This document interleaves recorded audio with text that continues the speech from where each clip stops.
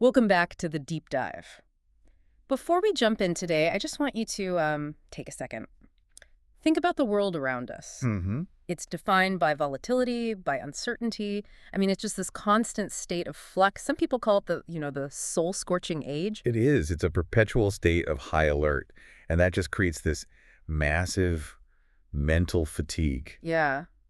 And when everything on the outside feels so chaotic, what every single one of us wants deep down is just a sense of control. Right. So we spend all this time trying to master what's out there. We study business strategies. We learn communication tactics. We obsess over things we can't influence. Thinking the solution has to be external. And in that search, we have this huge blind spot. We completely forget about the most fundamental thing of all, commanding ourselves. The inner operating system, Yeah. the thing that actually processes all that noise. If that internal structure is weak, no external strategy is ever going to be enough. Exactly. You can have the world's best business plan, but if your mindset shatters at the first sign of trouble, well, the plan is useless, isn't it? And that's why today we are doing a deep dive into a really fascinating modern action guide.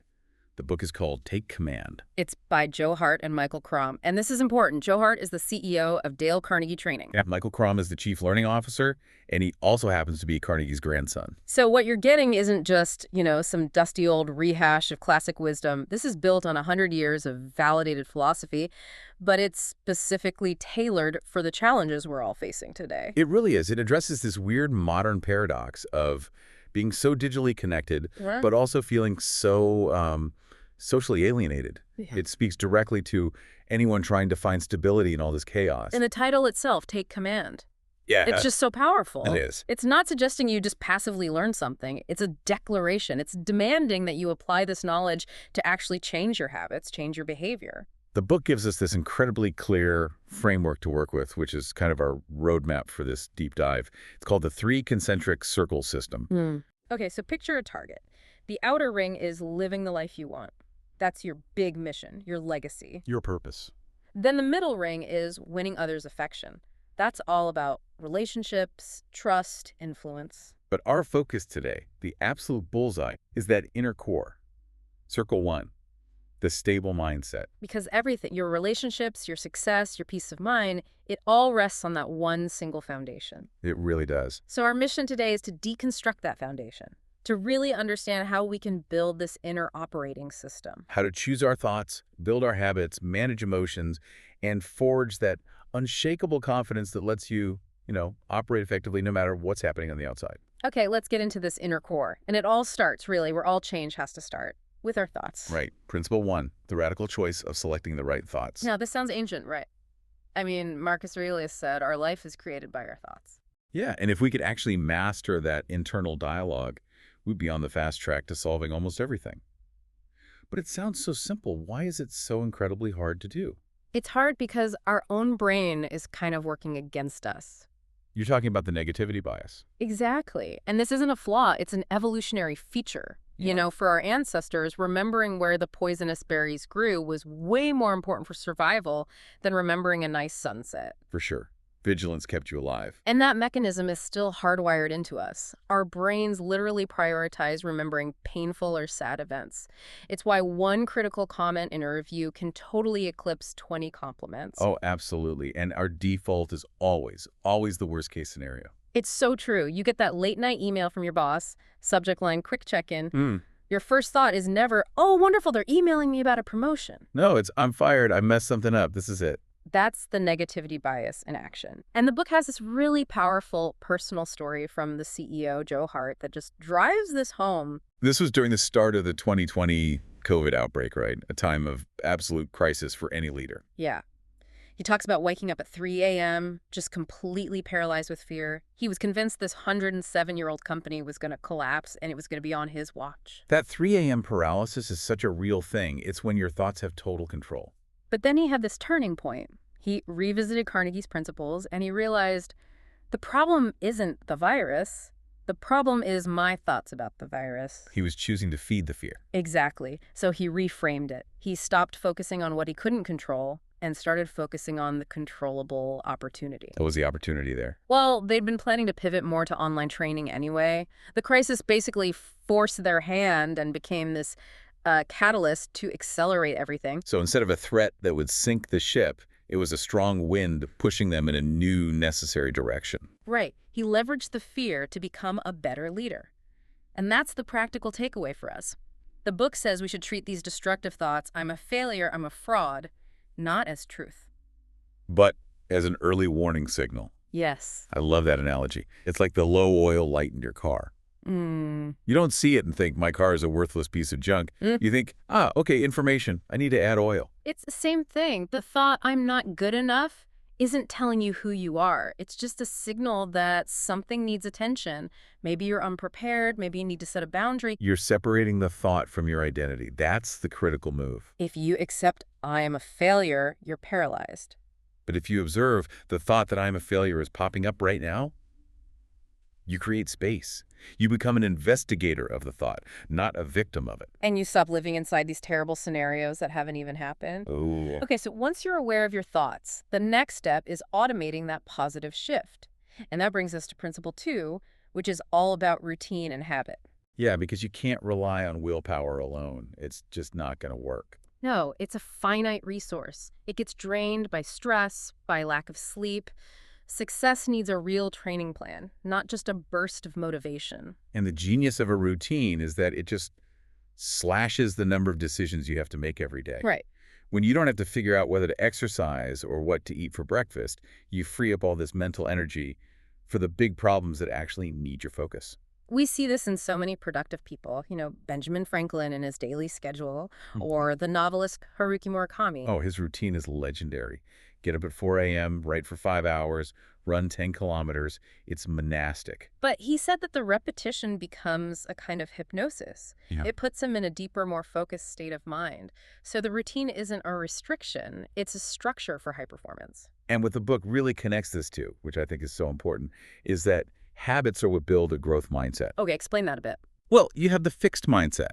My abilities are what they are, versus the growth mindset, which is the belief that you can improve anything with effort. And failure in a fixed mindset is a personal flaw, a dead end. Exactly. But a consistent routine, especially one that includes planning and reflection, constantly reinforces the belief that you can get better. The routine itself is the proof. That reminds me so much of when I trained for the Scotiabank Marathon. Oh, wow. 26.2 miles. Yeah, and the first few weeks were fine, running on pure excitement. But then the voice that says, give up, this is impossible, just got so loud. Running 12 miles felt like torture. I mean, actual torture. I was ready to quit. So what kept you going? It wasn't willpower at that point. Not at all. It was the coach's strict 12-week plan. Speed runs on Tuesday, tempo runs on Thursday. Long run every single Saturday, no matter what. The structure. The structure automated the growth. Right.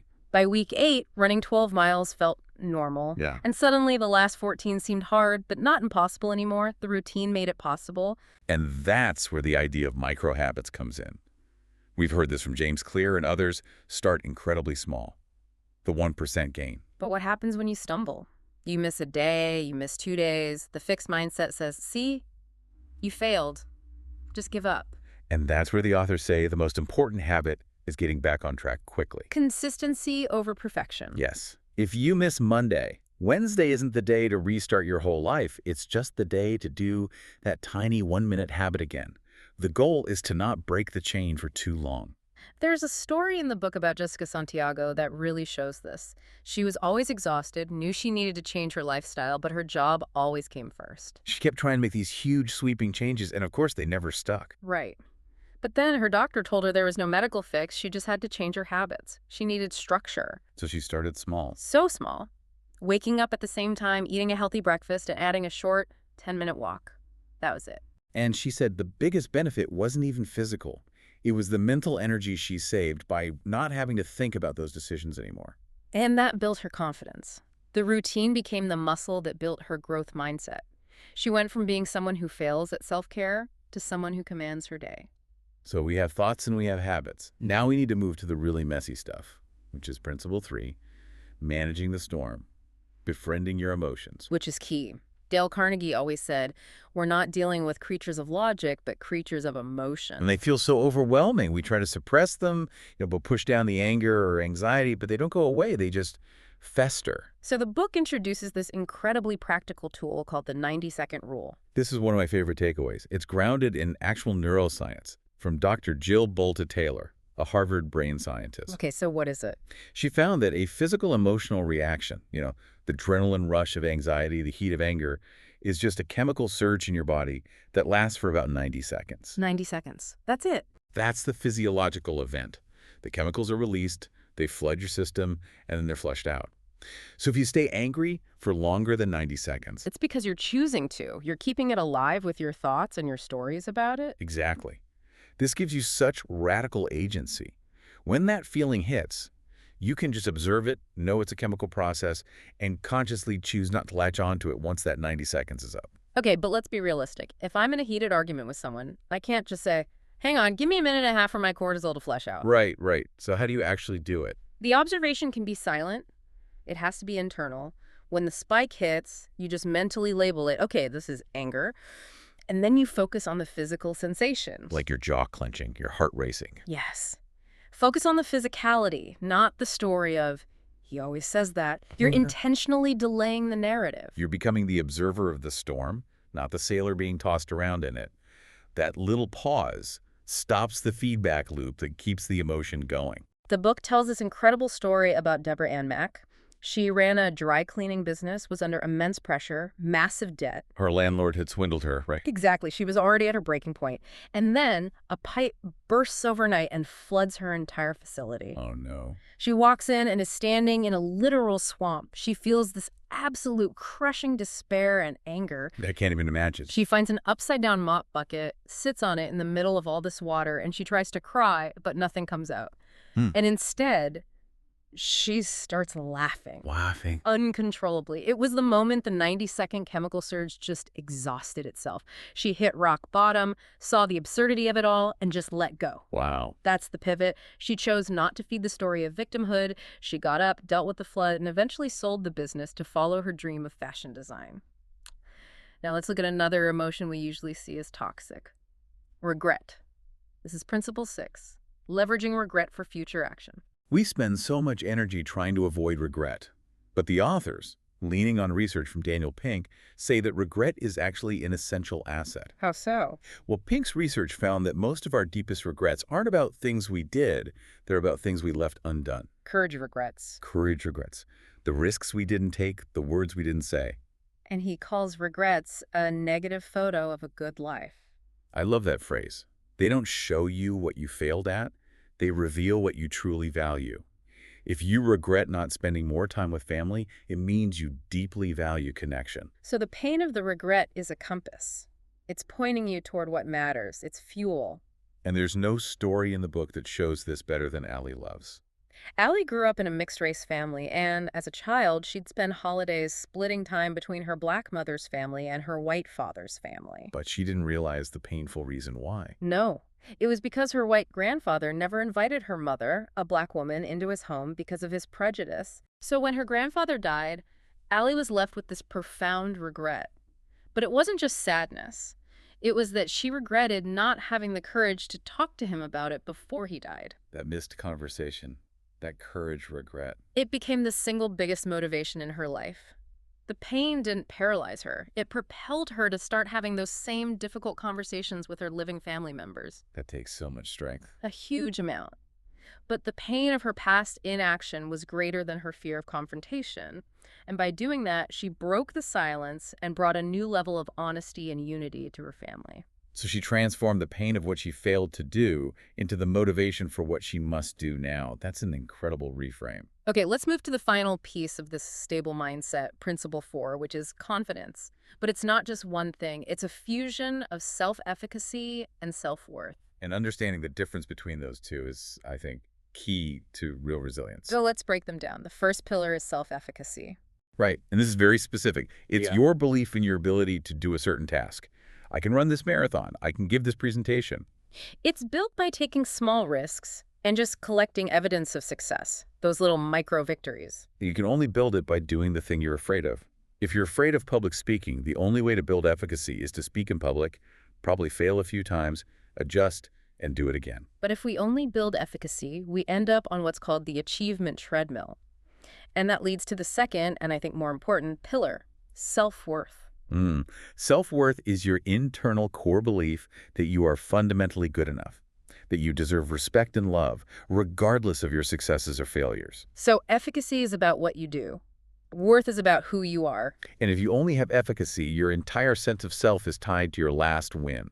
If you fail, you shatter. The goal then is to connect them, to have such high self-worth that even when your efficacy is challenged, you fail, you get fired, your inner belief that I am worthy stays stable. The story of Anmol Rodriguez, an acid attack survivor from India, is it's such a powerful illustration of this. A horrific attack when she was just 2 years old left her with permanent facial scars. And she was later fired from a job because her appearance made colleagues uncomfortable. I mean, that kind of rejection is designed to completely destroy a person's self-worth. But Anmol had cultivated this unshakable inner belief. She knew her value was inherent. It wasn't based on what other people thought of her appearance. Her self-worth was her shield. And that leads right into the practical application, which is the need for radical self-compassion. Yes, stop the comparison game online and stop saying things to yourself that you would never ever say to a friend. Right, I'm such an idiot. I'm a failure. If your friend failed a test, you wouldn't say, you're a worthless idiot. So why do we say it to ourselves? Building a stable mindset means you have to choose to be your own best coach, not your harshest critic. So let's bring all of this together. Let's create a final blueprint for reclaiming that sense of agency we talked about at the start of this deep dive. The synthesis is pretty clear, isn't it? The journey from external chaos to internal peace isn't a one-time fix. It's a constant, conscious, daily effort across thoughts, habits, and emotions. And the central message of this whole book is that knowledge is not power. Applied knowledge is power. Take command is a rallying cry to yourself to stop just studying success and start actually enacting it. It's all about developing what the book calls inner greatness. That idea that 90% of the iceberg, all that potential, is just waiting beneath the surface to be developed. We've covered a lot of ground today, but change doesn't happen by overhauling your entire life tomorrow. So let's leave you with 3 really actionable things you can start doing right away. Okay, first, start with 1%. Don't try to do everything at once. Just pick one small habit, maybe that 10-minute morning reflection, or one self-limiting thought to challenge this week. Consistency is so much more powerful than intensity. Second, use the 90-second tool. Next time you feel that spike of anxiety or anger, just remember the science. Pause, label the feeling, and wait 90 seconds. Just observe it fade. This proves to you that you are the observer, not the reaction. And third, adopt the CEO of you mindset. You are the chief executive of your own life. Every day, just briefly review your mission. Who do you want to be? And then make intentional choices that steer you toward that instead of just running on autopilot.